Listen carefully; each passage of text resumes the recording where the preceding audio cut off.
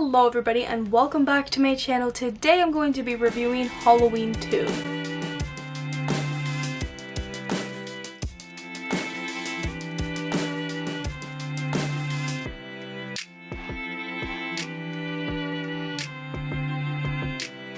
Welcome back to my channel. If you've never seen my face before, I'm Jennifer and I love to talk about all sorts of movies, and today I'm actually going to be starting a new series on my channel. So recently I reviewed the original Halloween movie. I reviewed that on Halloween night and you guys can go watch that. I'll link it down below. And I don't remember if I touched on what I'm about to say in that video, so I don't know if I'm repeating myself, and if I am repeating myself, I'm sorry. You're just gonna have to hear it twice. But I'm going to be reviewing every single Halloween movie leading up to Halloween Kills coming out next October. Every single month I'm going to review one movie, because if my calculations are correct, and it'll lead to the anticipation of Halloween Kills, and I think that'll be a really good way for me to get more excited for it and just look forward to watching something every single month, and also for you guys as well, like a little countdown. And just to tell you really quickly how familiar I am with the franchise, pretty sure I've seen all of them, but again, I'm not like extremely familiar with them, so it'll just be a really good rewatch for me as well. And I'm just excited to be talking about this franchise because I think it'll be a lot of fun. And really quickly, I also wanted to give a shout out to a really good friend of mine, Kylie. Her channel name is Kylie Roseanne, and you guys should definitely check out her channel. She's really awesome, and her channel is all about horror, and she does a bunch of horror movie reviews, especially horror movie franchises. And she also a while back did a Halloween series where she reviewed every single movie, and she also has a lot of other fun videos with it, like ranking the Michael Myers mask, which I thought was a fantastic video, as well as many others. And currently she's doing the Child's Play and Texas Chainsaw Massacre franchise, and just her videos are just awesome. So if you guys like my videos, you're definitely going to like her videos. This was a very long intro, and this might be a long review because today I'm doing a spoiler review, and I'm pretty sure I'll do a spoiler review for each of the movies because they've been out for a while, so like, yeah, there will be spoilers in this video. If you have not seen this movie, I do recommend watching it. I think this one's really good as well. So without further ado, let's get to the review. After failing to kill stubborn survivor Laurie and taking a bullet or 6 from former psychiatrist Dr. Sam Loomis, Michael Myers has followed Laurie to the Haddonfield Memorial Hospital, where she's been admitted for Myers' attempt on her life. I first want to say that I love that this one picks up directly after the first Halloween. I love when sequels do that. If you were to watch the original Halloween and then continue to watch the sequel, it would just be like a really fun, big Halloween adventure. And since this one does have a closure, because they did try to close the franchise with this, you really would get like a complete package deal by watching both of them back to back. So I've always really liked that. And the opening sequence is awesome and probably one of my favorite sequences in the movie.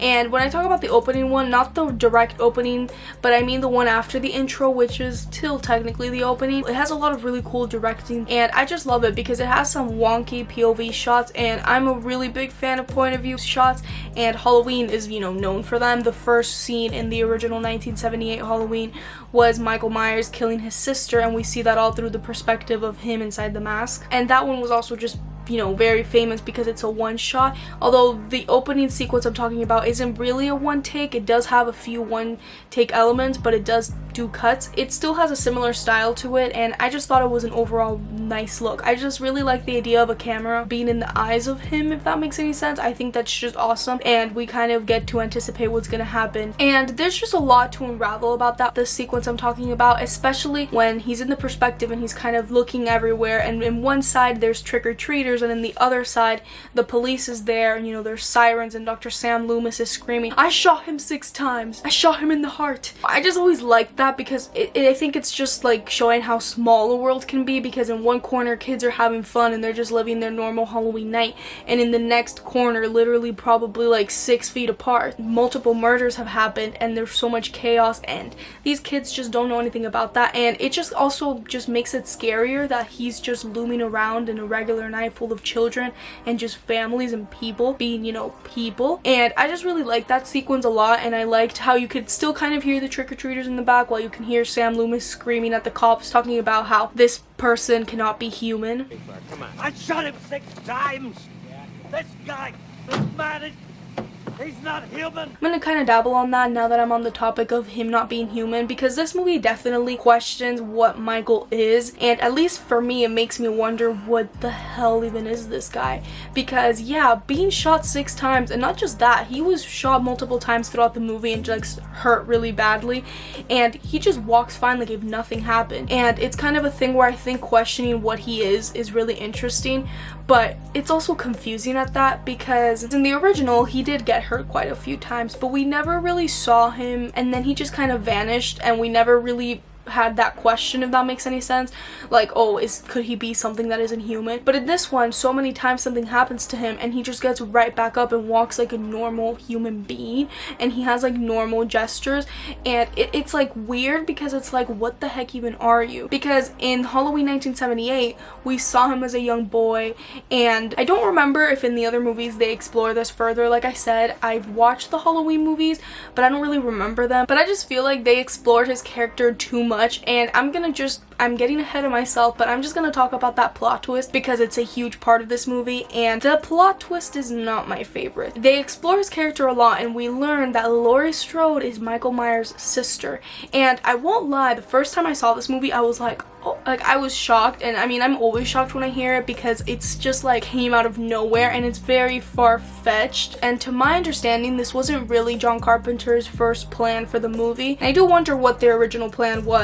But the plot twist, it just is, you know, not really my favorite. I just feel like they tried too hard to give Michael a reason to go after this girl Laurie, where in my opinion it's just much scarier to leave it as a mystery, to not give him a motive, because we know he killed his sister in the 1978 movie, and then, you know, like there's even a line that Dr. Loomis says he's come back to kill the other sister, which, yeah, I guess that's interesting, but I just feel like they could have just perfectly said that he just picks people at random, because that makes it that much scarier, and we do know he picks people at random. I mean, he killed random ass people living in the neighborhood, and he continues to just kill whoever gets in his way, and even people that don't even see him. So I don't know why they had to give it an explanation, and the movie the entire time is like asking for an explanation, because there's a bunch of lines of Laurie saying like, oh, why me, why did he choose me?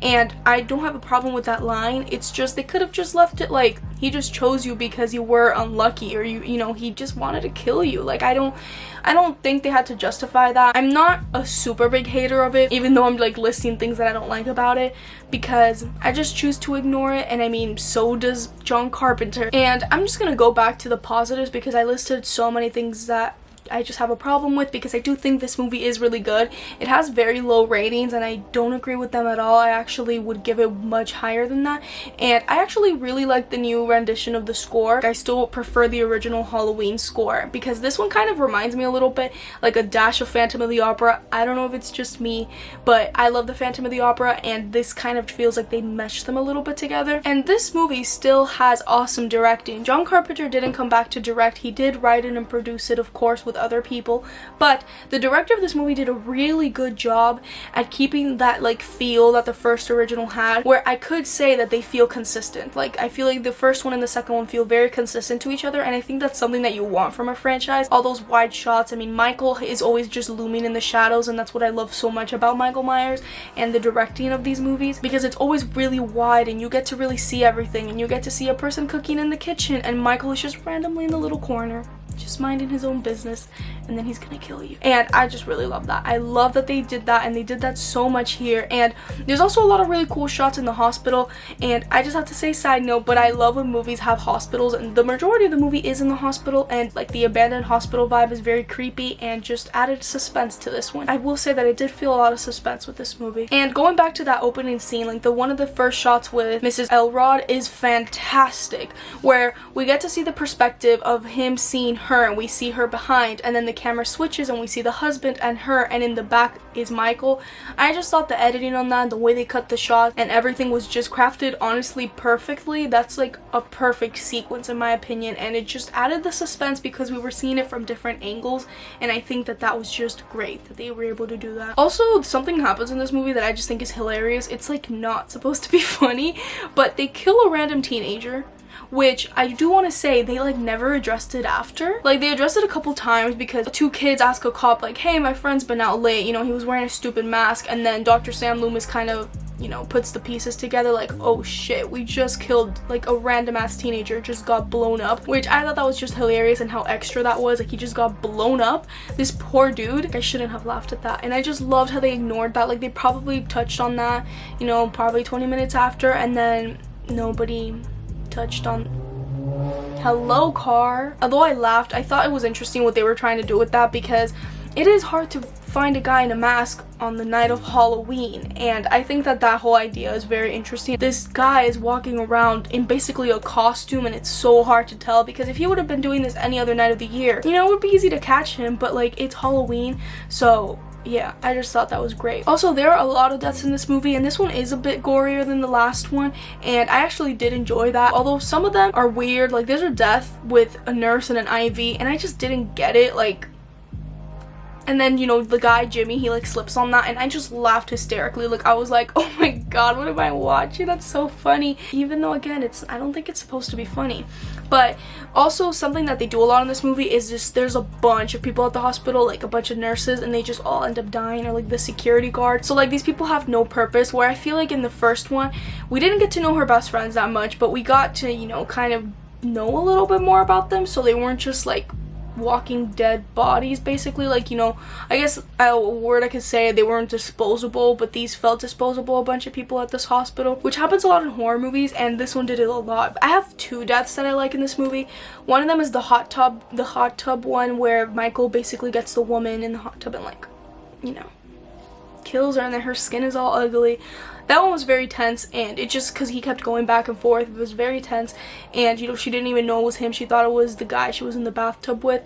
And then I also like the scene where Michael, I forgot what that's called, but he gets the little thingy, and then he, like, raises the nurse up, and then we, like, see her feet, basically, and, like, her shoes fall off. I don't know why, I thought that was so awesome and great, and that's, like, the first time Laurie sees him again, and she's like, holy shit.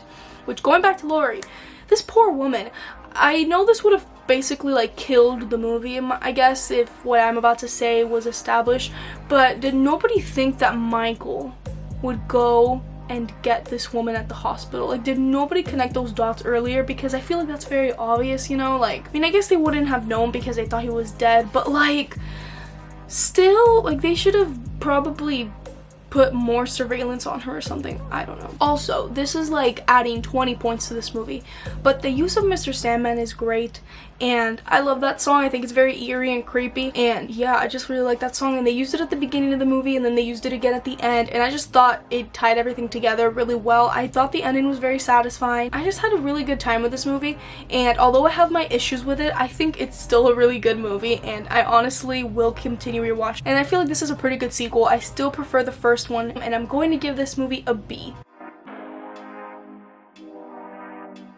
Although I have my issues with it, I still think it's pretty good, and acting is better. I forgot to mention that. I think the acting is just overall better in this movie, and it's just a fun slasher movie, you know.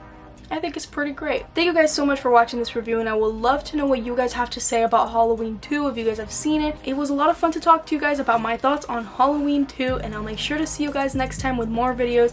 As always, if you have any requests, any video ideas, or any movies you want me to review, then let me know down below, and I'll be sure to do those. And if you're new here, please make sure to subscribe. I do post Mondays and Fridays, and I would love for you guys to join my channel. Hope you guys stay safe, have a nice weekend, and I'll see you guys next time. Bye, guys!